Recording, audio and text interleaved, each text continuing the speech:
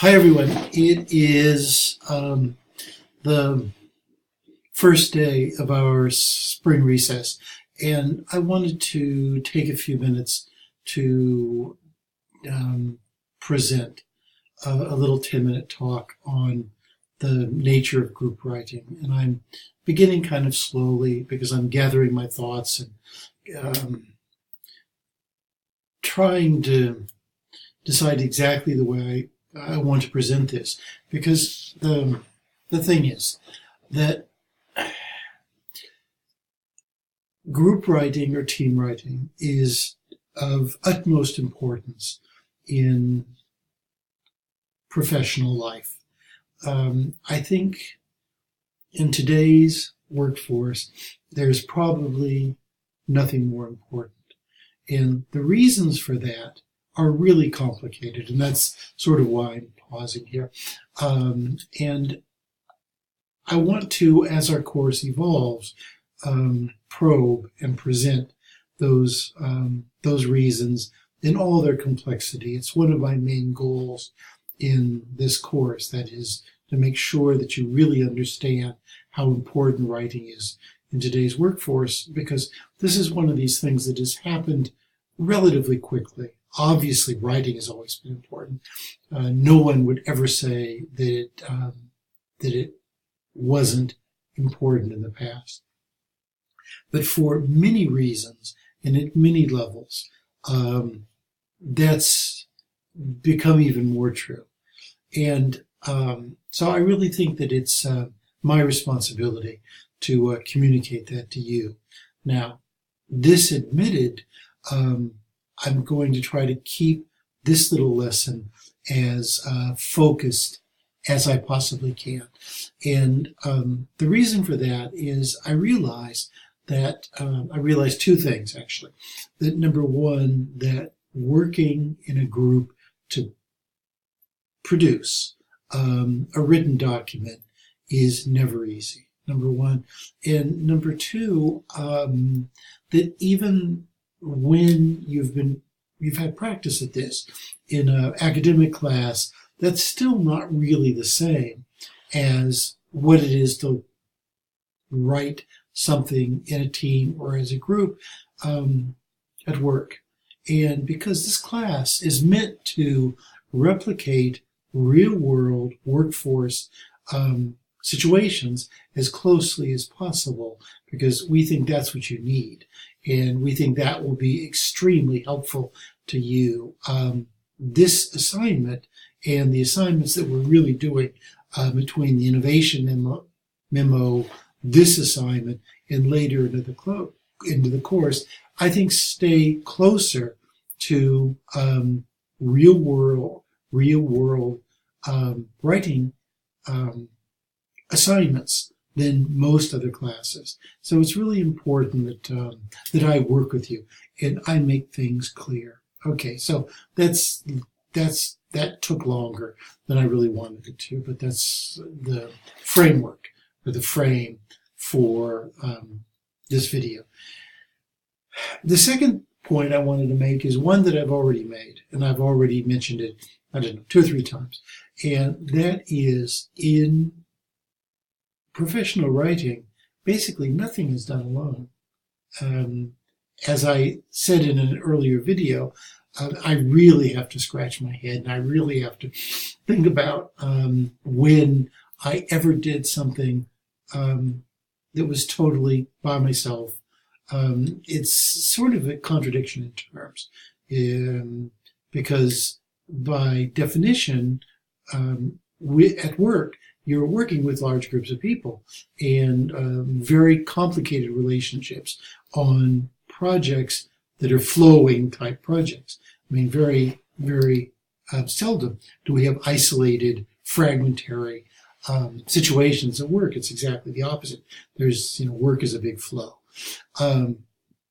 This means that in reality, although there might be, I don't know, like a weekend where you're writing by yourself, but by and large, no.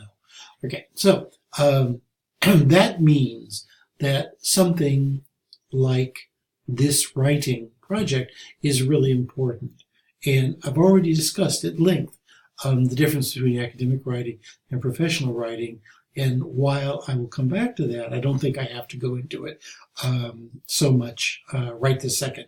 Okay, now I want to make 4 major points about writing at work, and try to keep them relatively clear. Okay, first of all,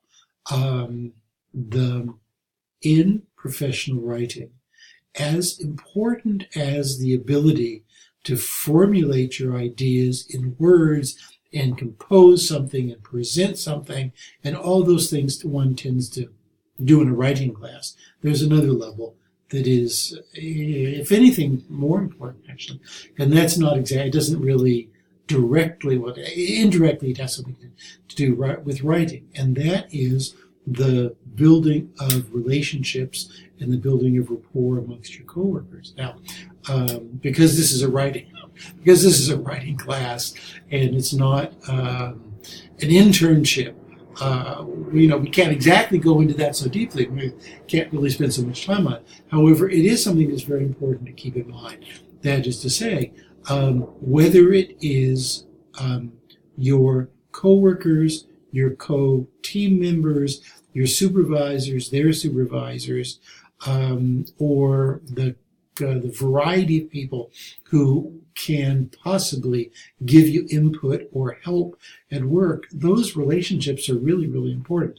And here, let me say it in maybe a different way, that no matter how brilliant, no matter how articulate you are, if you don't have solid relationships with your coworkers, including your supervisor, then it's very difficult to produce a quality document. And a little bit later in the course, I want to talk about exactly this. But for now, let me just sort of state as a somewhat common sense idea that it's really important to build, maintain, and develop relationships. Now, that has something to do with this project as well. And that is working with your fellow students, your classmates. And in a way, in a certain sense, that's even harder than having rapport with your coworkers, because with your coworkers, you tend to know them, or at least know some of them. Secondly, you're seeing them most days, or you have like a sort of a natural contact with them. In this class, and basically in any college class, you don't really have that, so it's even harder. So keep that in mind. Okay, so that's one thing, the importance of relationship. And you want to work with the people in your groups, and to put it in kind of once again, a plain way. Let me put it like that. You want to get close to them, and you want to kind of get to know them at least a little bit as the team project develops. Okay, now that's number one. Number two, it has to do with the assignments themselves in group projects. And it's the same point that I was making when we were writing your innovation memos.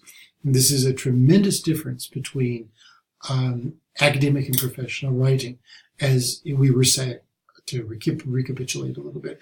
In academic writing, basically, the instructions should be clear. They're given once and for all.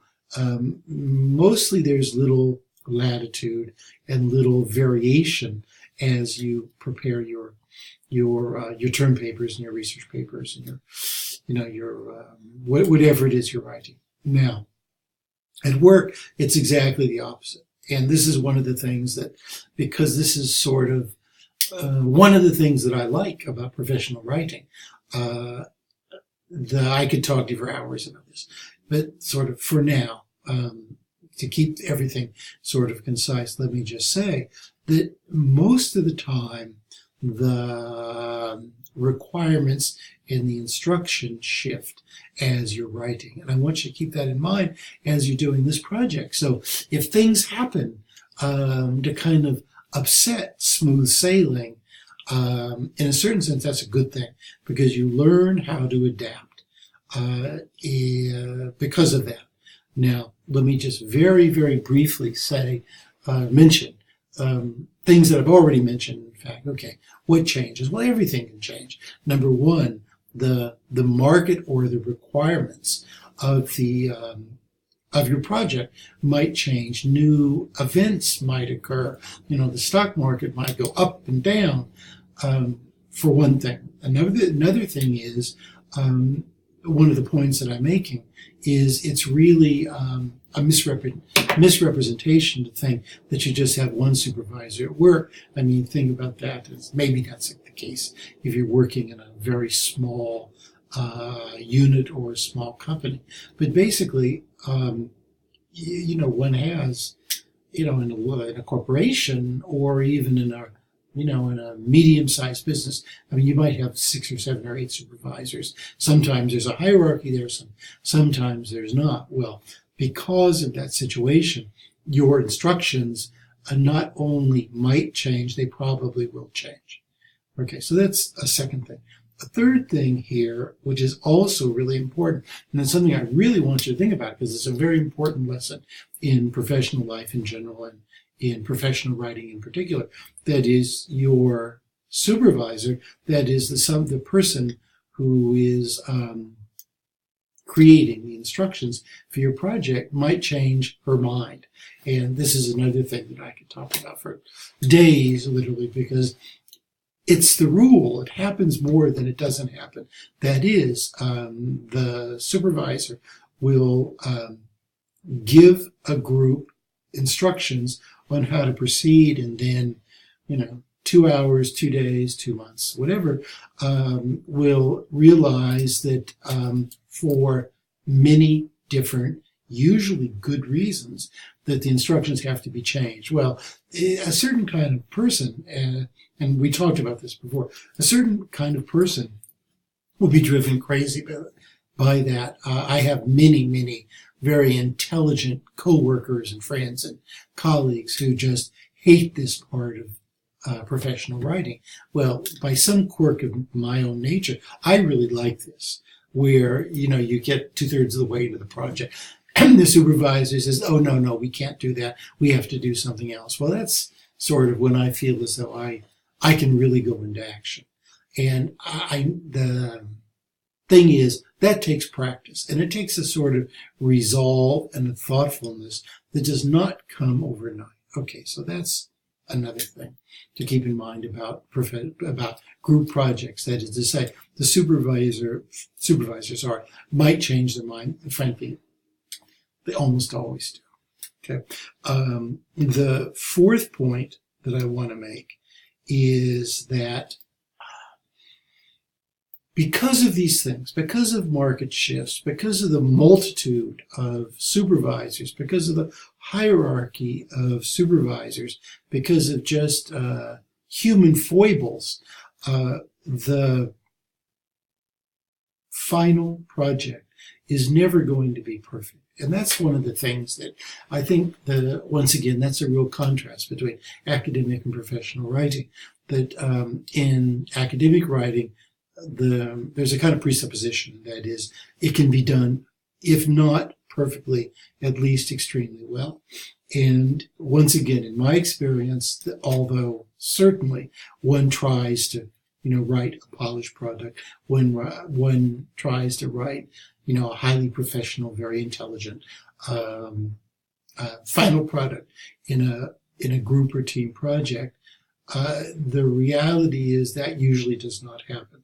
That usually final projects are not perfect. They have loose ends that the team, if anything, capitalizes on the imperfect nature of the final project and turns that into